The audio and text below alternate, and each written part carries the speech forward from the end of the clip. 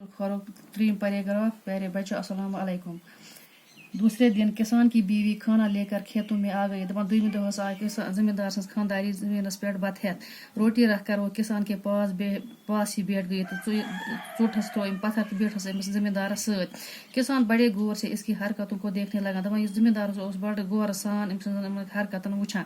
बीवी ने रोटी करीब करने के बहाने किसान के और नजदीक होने की कोशिश की। दपान खानदारी अमिस त्रो यह चुट पत्थर बत पत्थर तो गई अमिस नजदीक नजदीक गई कोशिश करा। इस पर किसान जरा पीछे खिस गया तो जमींदार चोटा सा पथ। अब बीवी को यकीन हो गया कि दाल में कुछ काला है। दबा खानदारी को पूरी यकीन की क्या था दलील अमस। किसान ने रोटी लेने के लिए हाथ आगे बढ़ाया तो इसने झपट कर किसान की कलाई पकड़ ली।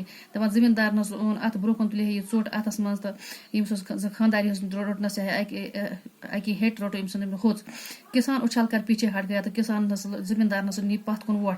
अब उसे यकीन हो गया कि इसकी बीवी पागल हो गई। अमस गो पूरी यकीन कि खानदारी पागल गमज।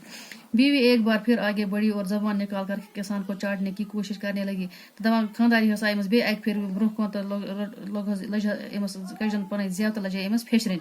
किसान ने आव देखा न ताव देखा। जमींदार न वुच पथ न ब्रोह बीवी को पीटना शुरू करा तो लोग खानदारी दागने। किसान के साले करीबी खेत में छुपे हुए थे। जमींदार हहरस बिकस दुमिस खास मज जमीन अंदर चूर बिहत ये देख कर बाहर निकल आए और किसान पर टूट पड़े। ये वुचत बीच लाया तो तुम आए तो तुम पे अमिस पे। एक दूसरे खेत में छुपे हुए किसान के भाई भी मैदान में उधर पड़े।